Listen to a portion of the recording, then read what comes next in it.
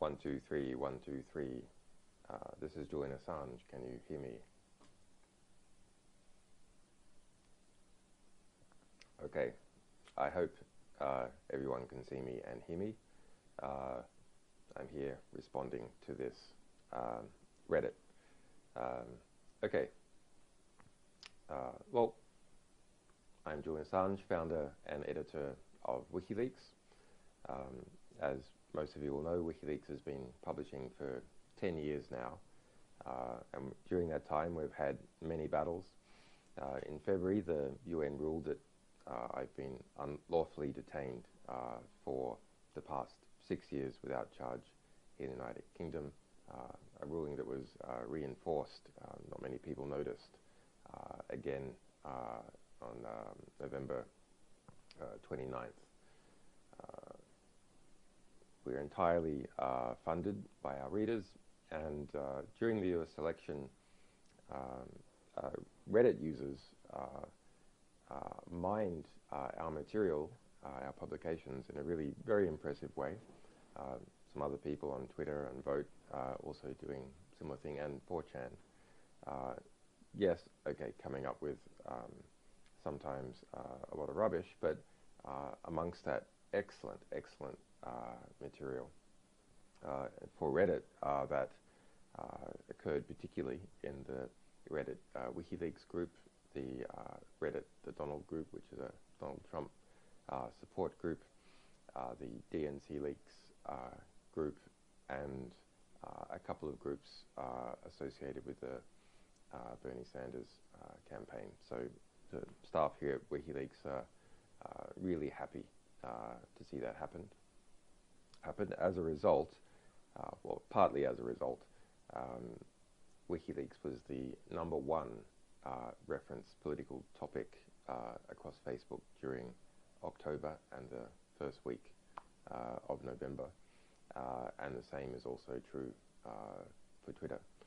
On Facebook, WikiLeaks was the #2 topic in absolute terms, not just political topic, but of all topics during October. The #1 topic was people sending pictures of themselves for the Halloween period.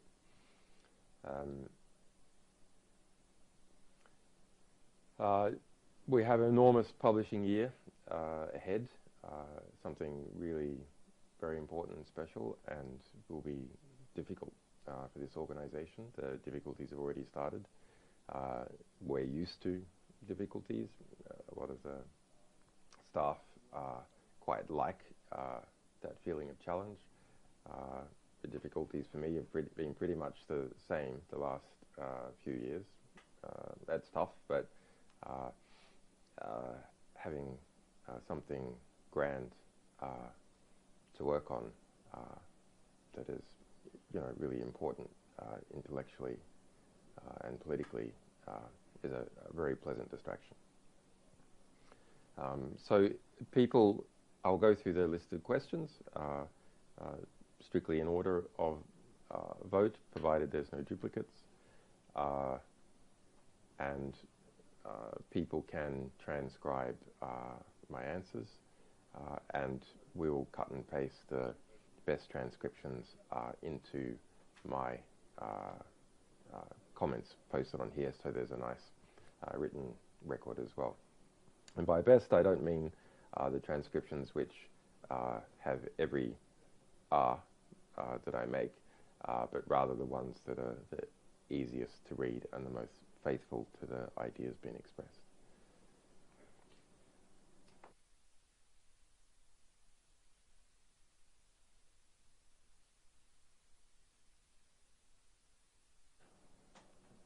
It's a very well, no, it's very low. We can hear it very, very low. Everyone's saying Okay, fine. We turn the sound up. You see that one there? Maybe Where's the sound feedback? Okay, let's get it. If you push that one up. People are saying the sound is too low, so I'm going to turn it up a bit.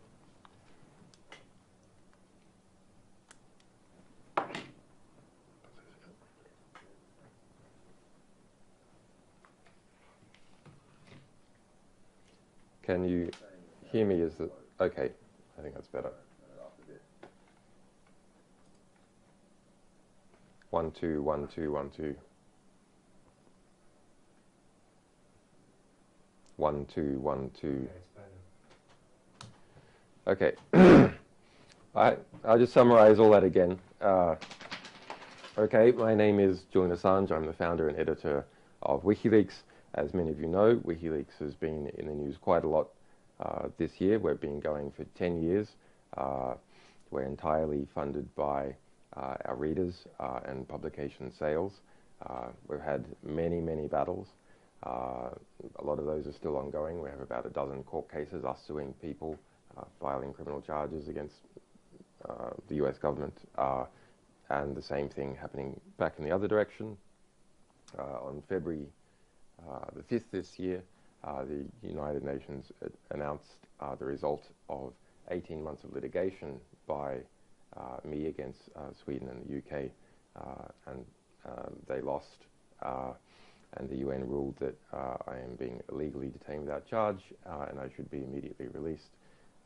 That the UK tried to appeal, and it lost the appeal on November 29 this year. It wasn't widely reported because it came out on a Friday, but a major victory for us. So during the US election, many Reddit users produced scoop after scoop based on our material. So we published a lot of material, we did analysis and promotion ourselves, but to analyze about 50,000 documents during a few months is actually impossible for journalists, even if they were so motivated. There's just not enough of them. And in the US electoral process, of course, you had 4/5 of the media, perhaps more if you include the print media, really not wanting to produce stories that were critical of the Hillary Clinton campaign, with some fine exceptions. There were some good exceptions, but overall, actually an attempt to avoid doing serious work. But the results of that mining on Reddit and a few other places, but principally Reddit, is that those discoveries were then picked up in social media and in the conventional press, and as a result, WikiLeaks during the last 5 weeks of the election was the #1 political topic on Facebook and the #1 political topic on Twitter, according to stats from those companies and independent research. We have a huge publishing year ahead, very serious, very special, a bit scary to us, but we like the challenge that causes. And I encourage all of you to help and back us, because we're going to need a lot of support to properly deal with the backlash and make sure that the real importance of what we're publishing comes out and is not distorted. Many of you will have seen the incredible distortions that have been pushed. It comes out of the electoral period, but a lot of those things happen even outside that. It's natural if you're a publishing organization who specializes in exposing powerful institutions and governments. Well, they're powerful by definition, right? And the media, establishment media, by definition, is used to project the perception of the establishment, that, broadly speaking, that the establishment wants. So it's one of the tools used by the ruling class to cement their rule. Noam Chomsky has and Herman have put it this way, which is the press is to democracy as the truncheon is to dictatorship. It is part of the system that is used to maintain rule and order and the dominance of the existing ruling class. So it's no surprise that you see attacks on us and on independent media. There's a lot of bad independent media as well, to be fair. Okay, now I'll go through the comments. Can you explain your whole October? Well, most of it extremely busy. So it's just try and conceptualize. Have been in an embassy siege for the last 4.5 years. It's a small embassy. The embassy is surrounded by a police and intelligence operation, of which there's numerous pictures and admissions by the British state. They spend about $6 million a year. They admit to spending about £4 million a year just on the covert and overt police surveillance. But of course there's MI5, etc. They have robot cameras, quite sophisticated types that they've installed in different buildings, plainclothes police operating on the street, and they've done deals for which we have the paperwork with some of the opposing buildings, which are owned by Harrods, which is a big department store here, but Harrods itself is owned by the sovereign fund of Qatar. So it's not an easy environment to work in. Spying on the outside, some spying on the inside, informers, robot cameras, etc.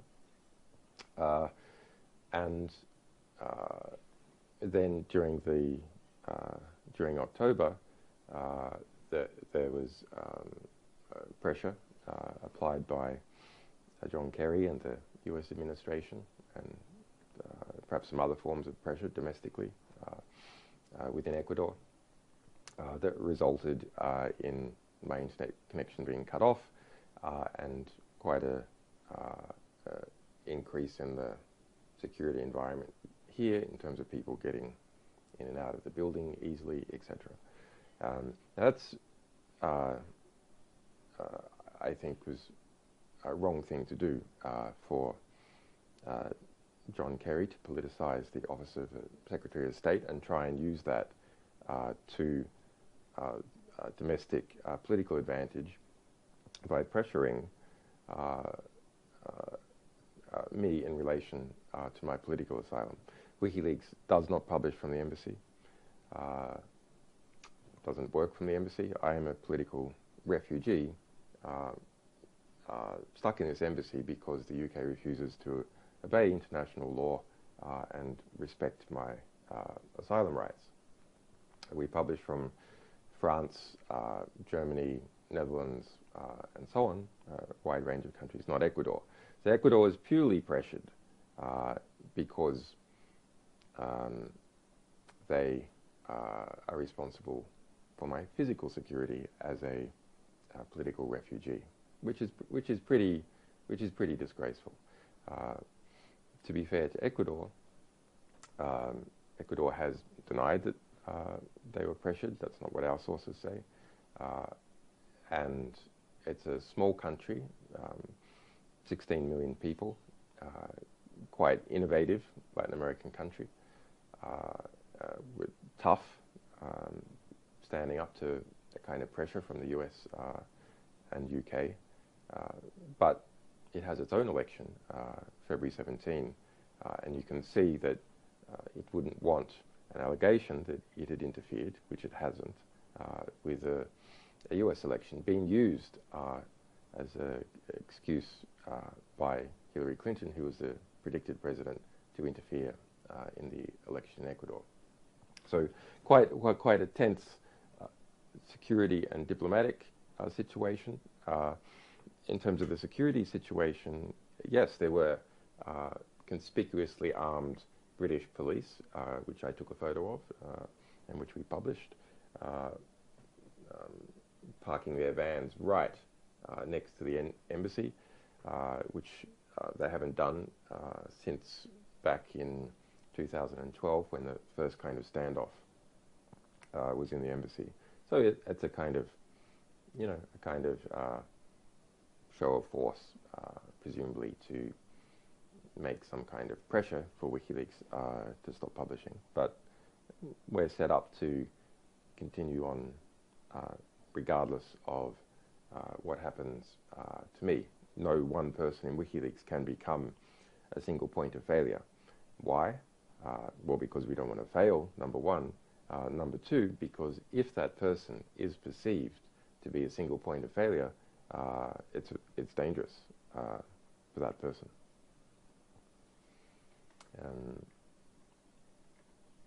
So it's a question on Edward Snowden.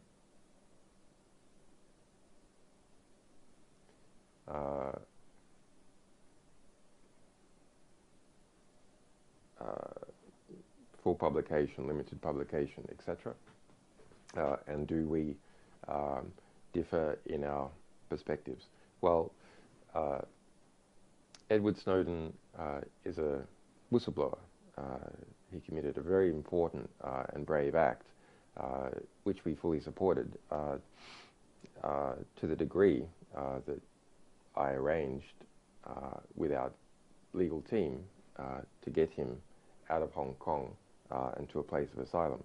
Now, not a single other media organization did that, not The Guardian, which had been publishing his material, not Amnesty, not Human Rights Watch, not even any other institution from a government.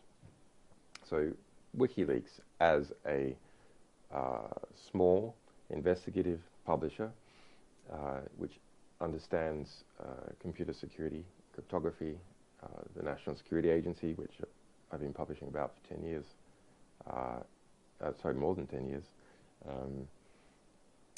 and asylum law because of my situation.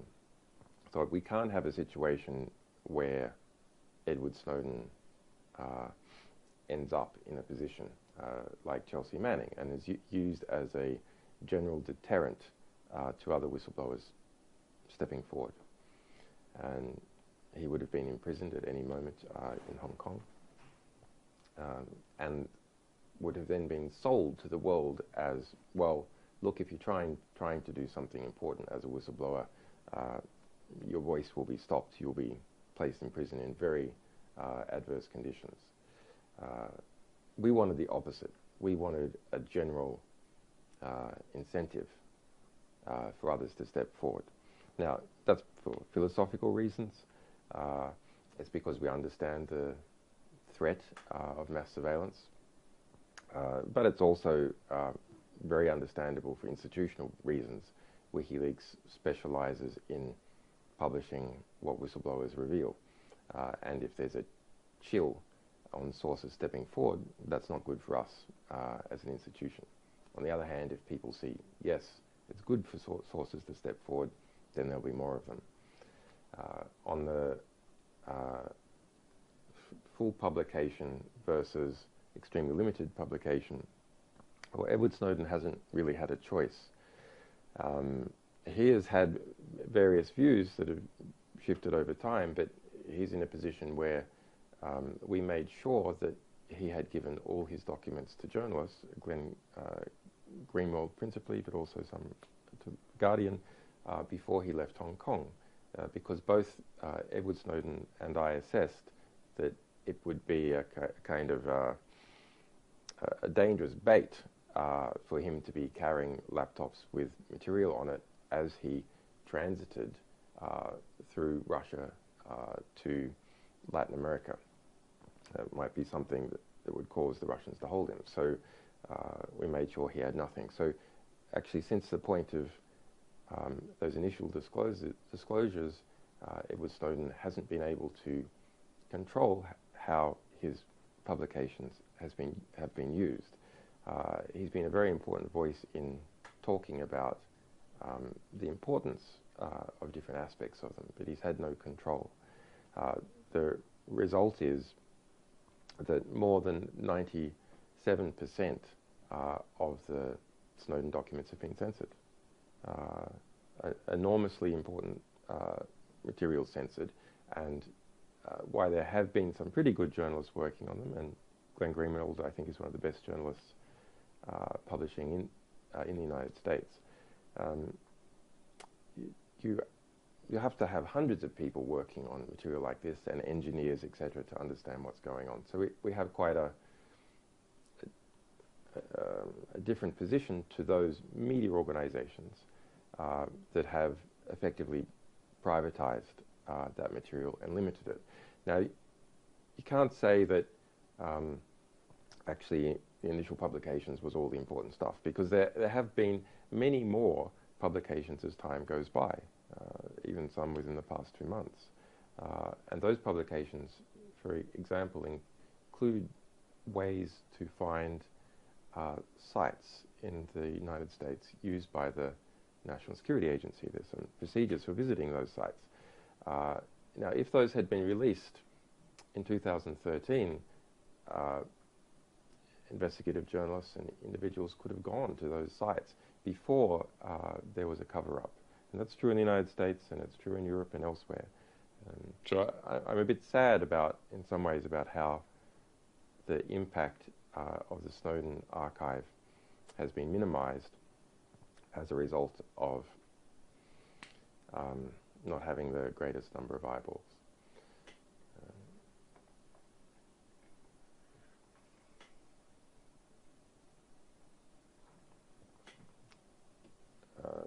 Too many people in the overall general public have the mindset, if I have nothing to hide, then I have nothing to fear in regards to privacy. This is absolutely false. I'm reading question.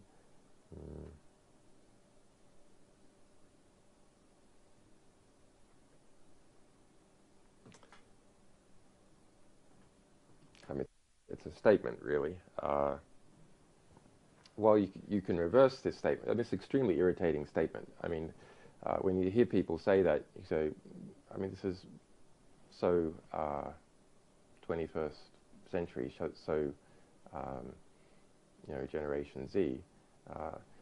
It's not about you. It's not about whether you have something to hide. It's about whether society can function and what sort of society it is. The key actors in society who influence its political process, people who publish, publishers, journalists, MPs, civil society foundations, if they can't operate in the society, then you have an increasingly authoritarian and conformist state. Even if you're someone who thinks otherwise, you're of absolutely no interest. The result is you have to suffer the consequences of the society that has evolved. Also, you're not an island, so when you don't protect your own communications, it's not just about you. You're not communicating with yourself. You're communicating with other people, and you're exposing all those other people. And even if you assess at the moment that they're not at risk, are you sure your assessment is correct? And are you sure they're not at risk going into the future? I think the biggest problem with mass surveillance actually is that the knowledge of mass surveillance and fear about it produces intense conformity. So people start censoring their own conversations, and eventually they start censoring their own thoughts. So it's not enough to create fears about mass surveillance. One, at the same time, has to create understanding of how to avoid mass surveillance, or understanding that at the moment, most of the mass surveillance authorities, like the National Security Agency and the organs it feeds, are pretty incompetent. That can change as artificial intelligence merges with mass surveillance, where those data streams from the NSA and PRISM program are massaged by artificial intelligence.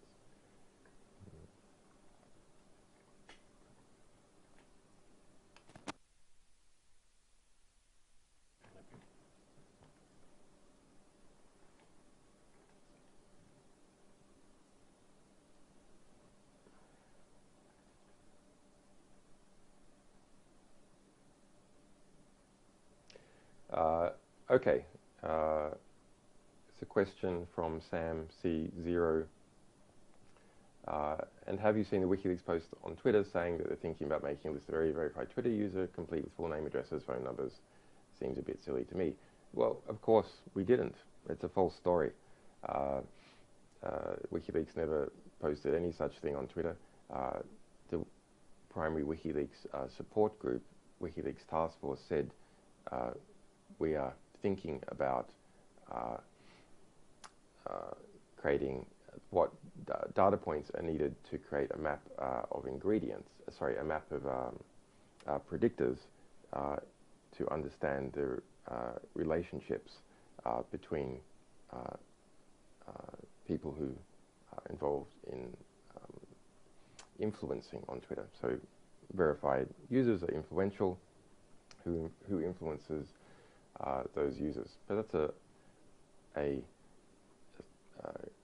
discussion question by a support group, and it explicitly stated that it was not about publishing addresses. So it's seeing that story spread. Well, why is it spreading? It's spreading because of two reasons. Number one, as a result of the efficacy of our publications, and they're damaging the ruling class in Washington and more broadly in the United States. There's a desire to reduce our reputation in the establishment press. And so those things are grabbed onto, taken out of context, and promoted. There is a second reason which is pretty interesting. And the second reason, at least it's my analysis that this is the second reason, is that there exists a two-level class hierarchy on Twitter. So people with blue ticks, people without blue ticks. There's about 230,000 with blue ticks, and they correspond to something like about 30% of those people who would consider themselves to be members of the establishment in the English-speaking countries. So those are MPs, journalists, CEOs, etc. People who are representative in some way and therefore have a need to interface with the public. So about a third of those types, in particular the younger and more upcoming ones, are on Twitter. And they have blue ticks. So you have here both an identity phenomenon, where someone is branded with identity of a blue tick, and so an identity politics emerging in this group, and also a class phenomenon. And so the recontextualization of the WikiLeaks Task Force discussion point into a threat against this identity group was then widely spread by that identity group and lined up fairly neatly with the politics of something like maybe 80% of that identity group. It's quite interesting. You think about this new emerging identity class. Well, it has a quality within the blue tick class. That is, you have a blue tick or you don't. And then a number of followers. And so such metrics looking at what the relationships are between those people in the blue tick identity class and exterior class dynamics, so relationships to power of various kinds, removes some part of the equalitarian nature within the blue tick identity class, which in some ways is a threat to those people who have gained the blue tick, but otherwise perceive they're not at the heights of the power in the exterior class. It's interesting.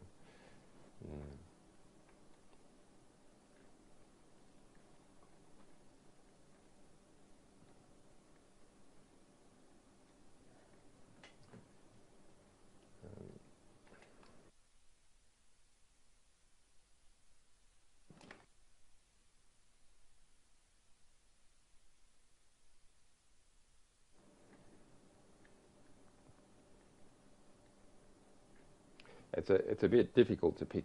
The points on these questions are changing extremely rapidly, so it's a little hard to respond to them all in order.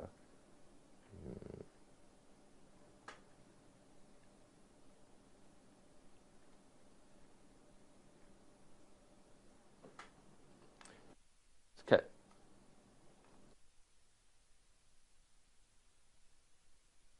I'm going to just go to the bottom of these questions because they're changing to scoring quite quickly. So there's a question about that I said in August that we have some information on the Republican campaign, but it's from the point of view of investigative journalists, it's pretty difficult to deal with, to compete with what Donald Trump, simply what he says. So yes, we did. We received a couple of company registration extracts, and then our team looked at them, and they were already public. So it was already public information. And WikiLeaks specializes in the publication of information that's not yet public.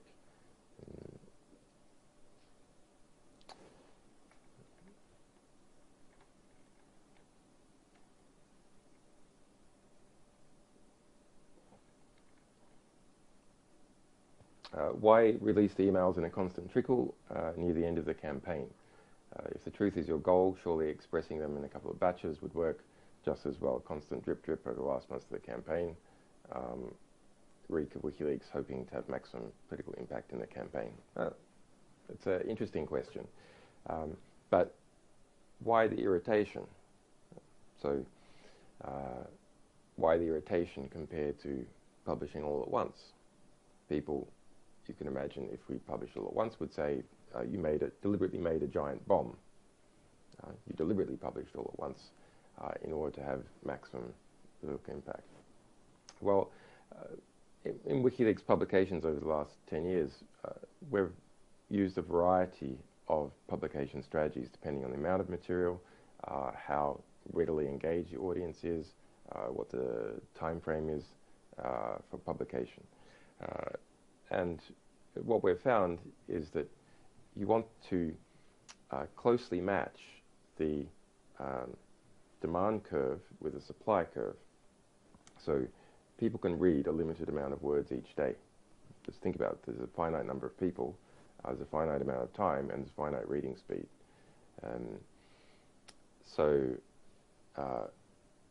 their demand for words, even if they're 100% interested in that subject, is finite. So it's optimal to match the demand for a particular type of information with the supply of that information. If there's oversupply of information above the demand for it, then the oversupplied part is not read.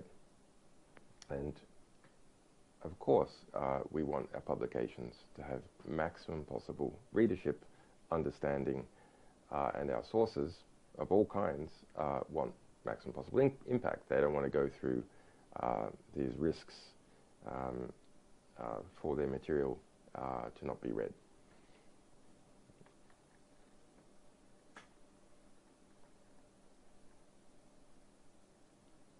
I have to say, on the strategy of our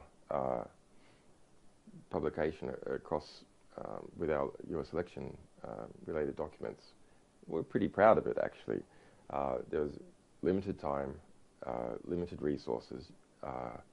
Yes, we could have done things slightly differently if we had more money, more staff, etc. But within our resource constraints, we put together, I think, a pretty kick-ass publishing schedule designed to maximize uptake, readership, engagement, and knowledge extraction from our publications, designed deliberately to make it hard to spin what we were publishing. What do I mean by that? Well, in this particular case, we have the Democratic campaign of Hillary Clinton and her associated media allies doing everything they could to spin what we were publishing. And I know how this works. If there's knowledge that WikiLeaks is going to be publishing, say, over a month-long period, then a crisis team is set up. We've had a number of those WikiLeaks war rooms and crisis teams set up against us by different governments and companies, Bank of America to the Pentagon, the State Department. And they get ready each morning, wait for our publication, and then they try and spin it. So insofar as our publications are at all predictable, that spin can be lined up ahead of time, and those war rooms can be resourced. So we made sure that what we were going to publish was unpredictable. When we were going to publish, it was unpredictable. How much we were going to publish each day was unpredictable. That we had both a human element looking closely at what was happening with the news and finds on Reddit and so on, and an algorithm which also introduced cryptographically secure noise into publication decisions in relation to amounts and timings, and making that decision on the fly, not a month ahead of time with a schedule all planned out. Why? Because if we were hacked, we didn't want, in this case, our algorithm, the stochastic terminator, its programmatic output to be known in advance, because that would permit the Clinton campaign and others to attempt to counterspin our publications at each moment. And we want our publications to be as unspun as possible.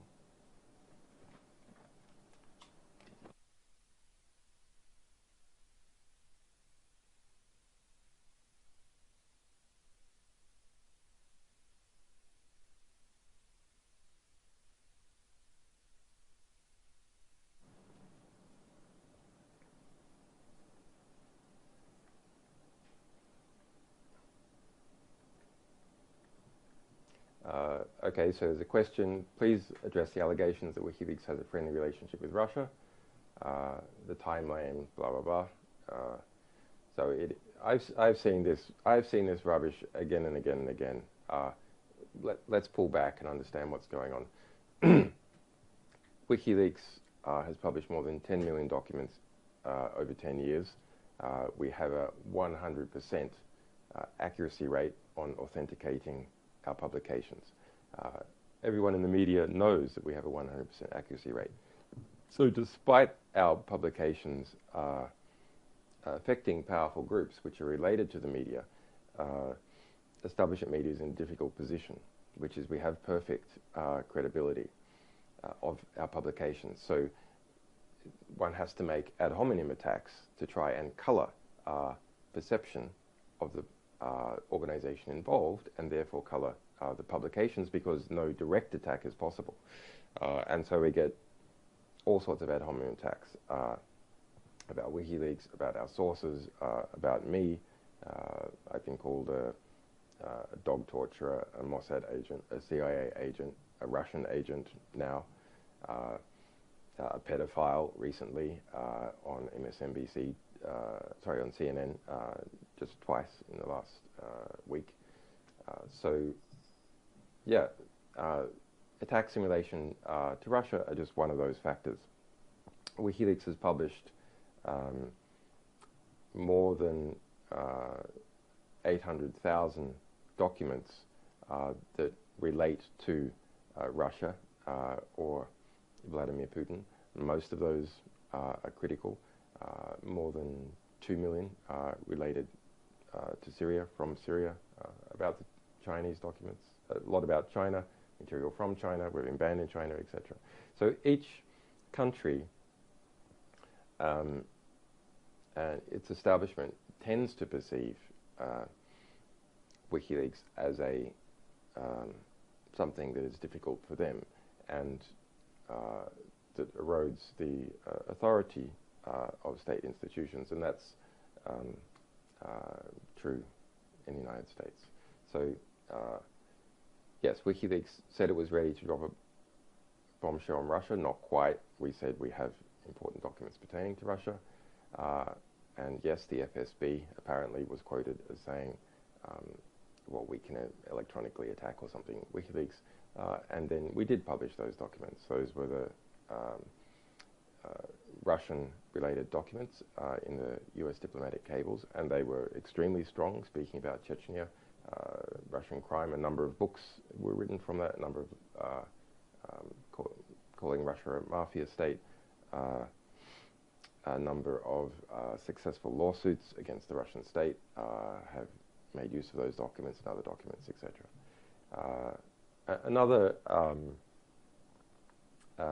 Another common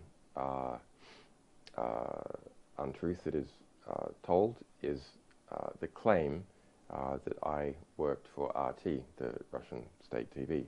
It's absolutely false. In 2012, we set up a production company, and our production company worked with Dartmouth Films, a UK production company, and a distributor whose name I can't, Journeyman Pictures, and 12 episodes were filmed of me interviewing people. It was called The World Tomorrow. It's the first TV thing I ever did. And we licensed that to a dozen different organizations, and RT was one of them. And RT aggressively promoted it internationally, and then people tried to twist this story into me working for RT.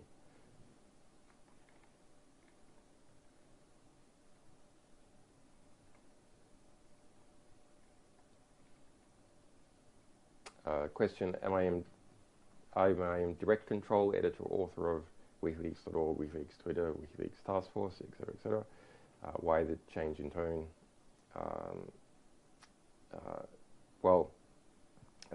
Those accounts are maintained by a number of people, including me. I am the editor and publisher of WikiLeaks, so formally I have all the control, blame, and responsibility, and unearned credit for what we do. Yes, of course, if there's a difficult situation at the embassy or the internet is cut off, it changes, if you like, the amount of the speed at which I can have input into the rest of the team. So you might see a slight shift, but I have full confidence in my people. I mean, they've gone through hell and back with me. They're really tough, smart people. Incidentally, when you look at how tough they are, so when my internet was cut off here, and there's also problems with radio signals coming out of this embassy, it was a difficult time, lots of pressure, and lots of pressure on WikiLeaks itself.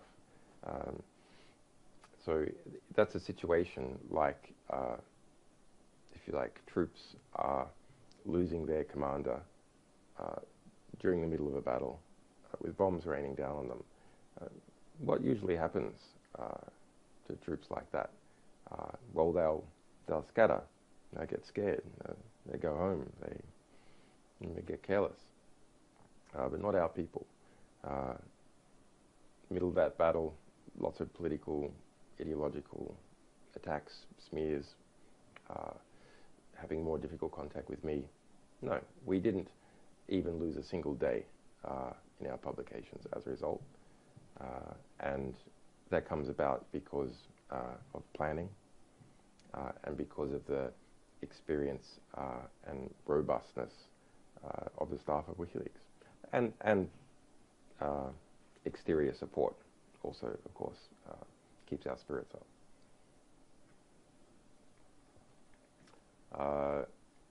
Shortly after your internet access was cut, the head moderator of /r/WikiLeaks added 6 new users to the moderation team, etc., etc. We don't know anything about who's moderating Reddit. Reddit has as most of you will know, censor things from time to time. It's owned by Condé Nast. It is perhaps the place for the traditional media, which is owned by the traditional media, or media holding, which has the greatest freedom of expression, but Reddit is not free from censorship. We've seen that many times. On the other hand, it's fairly easy for people to constantly repost things that are being censored.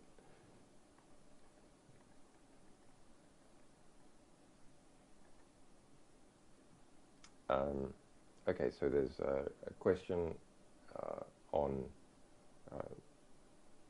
am I alive, am I kidnapped, etc., etc. Okay, so this is the whole proof of life topic. So it's very, we saw that evolve, and it's both gratifying and a bit alarming. I'll explain why. So personally, and the rest of the team at WikiLeaks were very pleased that there was such an expression of concern about how we were doing. We expected all these attacks, and if you looked at my public statements and some of the statements tweeted by WikiLeaks in the lead up to my internet being cut off, and to that difficult diplomatic situation, we were saying, you know, the attacks are going to come in, we're going to need people to defend us, we're going to basically need an army to get through this.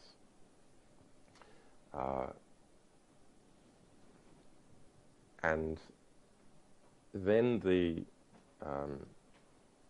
concern for how I was doing and why I wasn't being seen, etc., arose. So the answer to this proof of life question is that we're interested in something quite different. So anything that we did that claimed to be some kind of proof of life would be to set the precedent on what a reduction, what mechanism could be used to reduce concern. So the calls, for example, that I issue a PGP signed message. Okay, well, it's fine if you can understand that it's me who's issuing the PGP signed message, but a PGP signed message doesn't tell you who has issued it at all. It's just a claim message. So let's look at what kind of precedent we would be setting. We'd be setting the precedent that when there's a concern about whether one of our staff has been kidnapped, or me, that concern can be alleviated simply with the issuing of a message of text, which is coupled to a particular cryptographic key. Now, if WikiLeaks is under serious threat, then it's quite possible it might lose control over its keys. And the reality is it's quite hard to protect keys from that kind of interference. The way WikiLeaks manages its keys is its submission keys, for example, they are not used to sign messages. But even if they did sign a message in this case, what would it be saying? It'd be setting a precedent that could be very dangerous in the future. You don't have to, if you like, produce the person and show that they're not under duress. You can either hack a WikiLeaks key or take control of infrastructure or take control of a person and then have them, or rather claim that they had produced some signed message. So we're much more interested in creating a precedent for proof of life, creating a precedent for proof of freedom from duress, or making it hard for our people to be under duress. And the best way to do that is live video. Because even if you were under duress, and there's various forms of, various forms of duress that could be applied. If it's live, you've got a few seconds to put things out. You can slip in code words into what you're saying. I'm not, by the way. I'm not, but you could slip in code words into what you're saying that people, your people, could then see. Yes, I'm alive and free from duress, but I am in a very difficult situation. I have been for 6 years. Let's not think that I'm not in a difficult situation. As I explained, this embassy is surrounded by a high-tech police operation, intelligence operation. It's a really difficult situation. Haven't seen the sunlight in 4.5 years. It's a tough situation. I'm tough, but you know, you should be concerned about the situation. And what we had hoped is that those people concerned with my safety would direct their attention to those people who are responsible for the situation. That's the UK government, the US government, and the Ecuadorian government. Now, some of you did, and that's quite possibly why the internet was put back on, because of that expression of concern.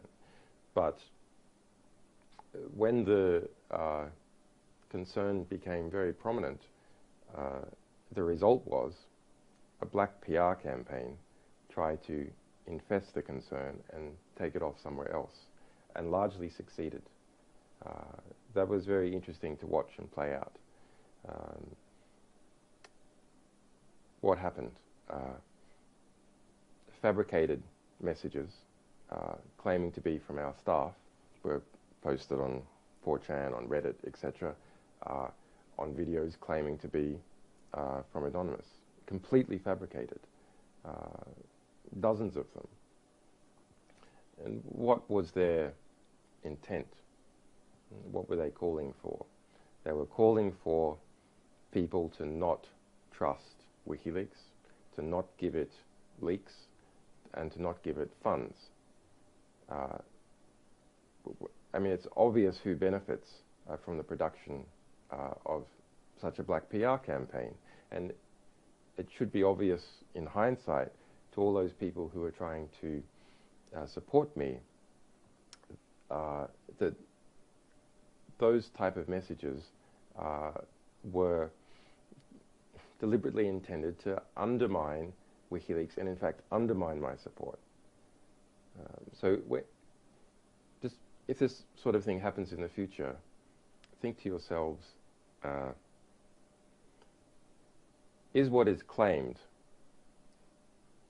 undermining the ability for WikiLeaks to operate, the ability for it to get new information, and the ability of it to financially support itself?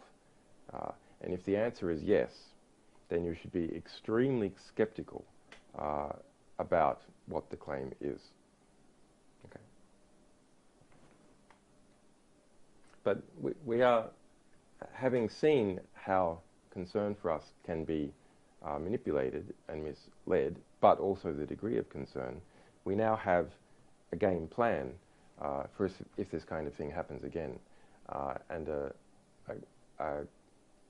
pleasantly confident about the kind of worldwide support we can get if we get a similar type of attack again in the future. And yeah, once again, yeah, you can see that I'm speaking and maybe apparently sane, but don't reduce your concern. I am in a difficult situation. That's a reality. But the difficulty of the situation is well expressed on justiceforassange.com, the UN findings, etc. WikiLeaks itself is also, its staff are in a difficult situation, constantly spied upon, harassed, etc. So yeah, support us now. Don't wait until we are in a difficult situation that might be difficult to get out of. make sure we're strong now going into difficult situations as a result of what we publish.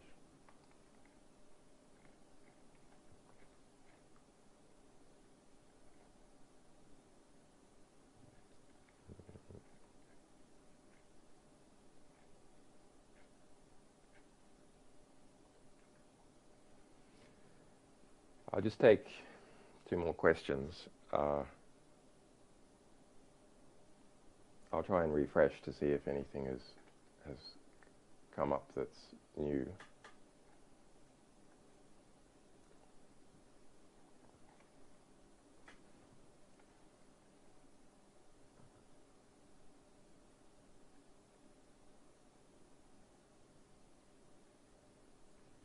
There's a question at the top about collateral murder and supercomputer time. I can't confirm or deny anything relating to our sources there. However, yes, there is a disappeared video, and that video is on the Guarani massacre. Over 80 children killed in a US airstrike in Afghanistan, and more than 100 people. Quite a serious video. And you can, if you search for Assange affidavit, you read an affidavit about how Sweden conducted an intelligence operation on September 27th, 2010 to seize 3 laptops, not the highest security laptops, backup laptops that were encrypted, but which ended up being the only copy that we had of that video. We had other copies, and they were also attacked. So that's a great, a great sadness from us that this terrible proof of a war crime has been possibly lost to history as a result of very difficult attacks on us. It's something that we're a lot less susceptible to now because we have a bigger infrastructure.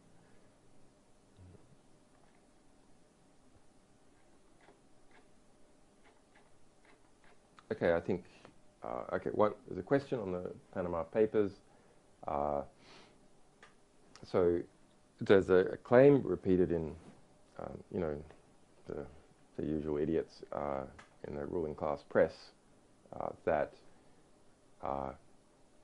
WikiLeaks said the Panama Papers had been produced by CIA, US intelligence to attack Vladimir Putin. Absolutely not.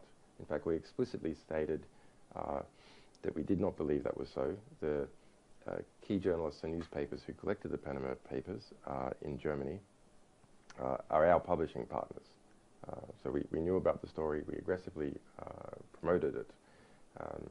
However, the particular story that came out on Vladimir Putin, and which was pushed as the leading story in the Western press, rather than issues related to, say, David Cameron or Western figures coming out of the Panama Papers, was funded and produced, was funded by USAID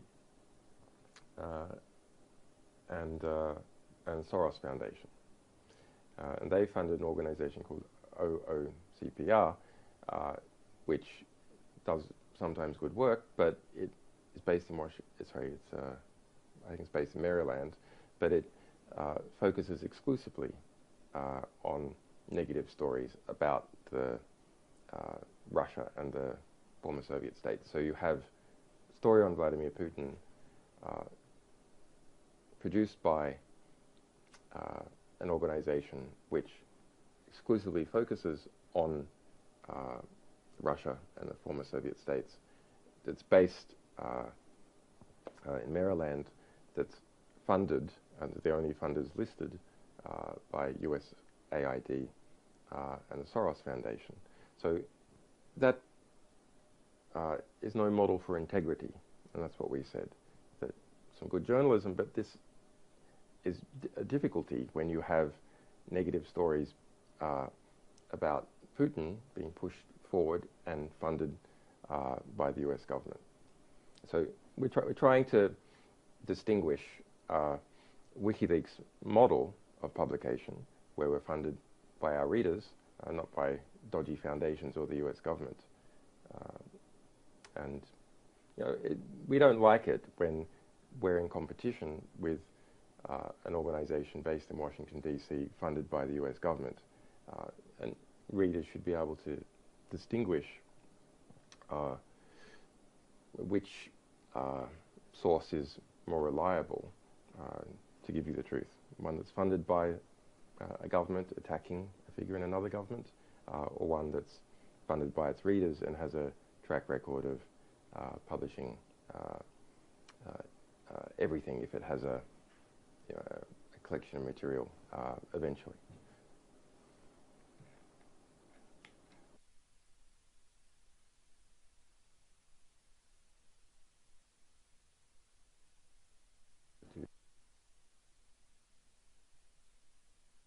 Okay, there's some people saying I should, because of the advances in technology in relation to video editing and audio, etc., that I should try and do something that is establishes what I'm saying now, as opposed to these questions were planted and said from some time ago. Well, I have to say, it is a little bit silly. Not in relation to us being under pressure. We have been under a lot of pressure, but we're very good at resisting pressure.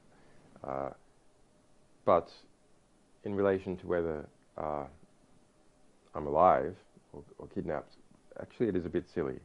So if you look at people like John Pilger, for example, long-term friend of mine, runs my defense fund, is a famously brave investigative reporter.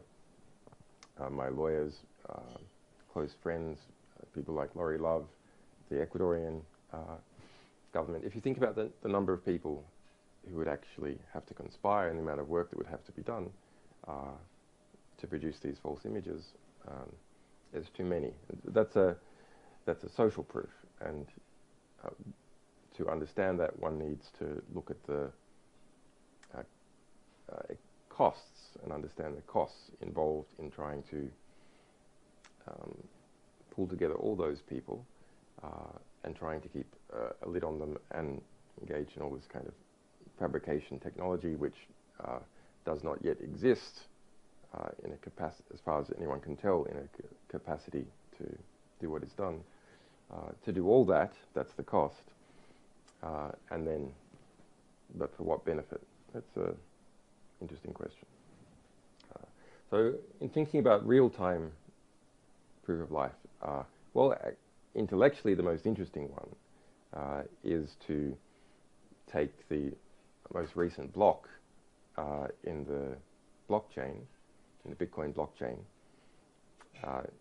give the number and at least 8 digits or something of the hash, and then maybe to spell out this hash by sign language. That's kind of intellectually entertaining, but what is the problem with it? Well, let's see if I can get a recent hash. While it's intellectually entertaining, the problem with it is this: it's very complicated, the underlying technology, and so it has the same flaw that sophisticated voting machines have, cryptographic voting machines, which is the average person can't understand whether the security claims are in fact borne out. Now, experts might be able to, but the average person can't, and so then you're back to a social proof. Does the average person trust the expert, and then how do they know that those experts are really experts that haven't been compromised? So, in fact, while it's intellectually entertaining, it's not at all a good type of proof of currency. but I'll give one anyway. So this is block 445706,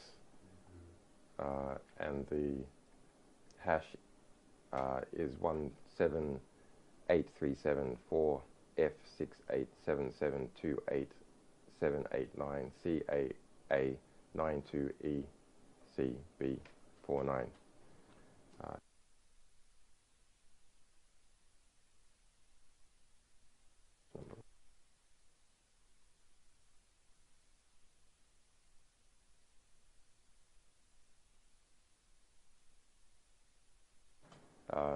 Okay, I think I made a mistake in the block number, which is going to drive everyone crazy. So the block number 447506. See, this is how you can tell it's real time with some mistakes. Hash 1783748F67728789CAA92ECB49. Okay, intellectually entertaining. You don't actually have to read out the whole hash number. Maybe 8 digits or something combined with a block number would be enough to show currency within a 10-minute, hour period, something like that. But actually, the better way to show currency is news that can be widely checked, is widely spread, and is unpredictable before it happens. The best would be, a few different natural disasters, maybe a lot of weather measurements,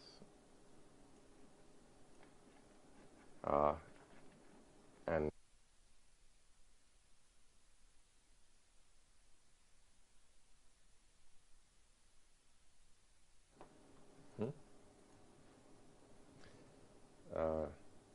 and are we unmuted?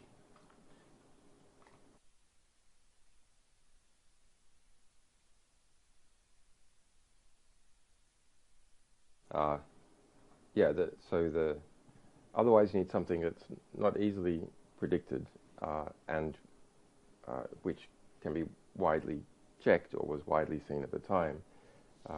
And a good example of that is sports scores. So, for example, the New Orleans Pelicans versus the NY Knicks, 110-96. Oklahoma 109 versus 94 Chicago. Dallas 92 versus 101 from Minnesota. Okay, so that can give you currency. In terms of any future precedent,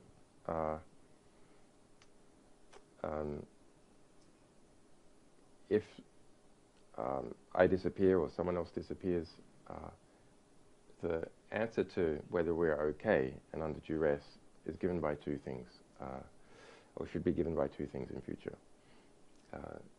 Number one, by lawyers, friends, by lawyers, publicly associated close friends, people who fund my defense campaign. So let's look at those. John Pilger, the Courage Foundation, people associated with it, by lawyers such as Jennifer Robinson, Margaret Ratner in the United States, Melinda Taylor, and the ability to do live interactive video where someone, even though theoretically they could be under duress, can interject in the stream quickly to say such a thing, or to, give a variety of messages in a live way, which each one is not comprehensible at the time that it is said, but the last one, if you like, provides the conceptual key to decrypt them. I'm not doing this now. I'm not doing this now. So, yeah, I very much appreciate the support. It had some good effects. I think it probably contributed significantly to restoring my internet. A lot of that well-intentioned support was waylaid by a black PR campaign, so don't let that happen again. And that's it. Thank you, Reddit. Thank you, Redditors, for spending so much time on our material. Yeah, we're really, really happy with it. Thanks.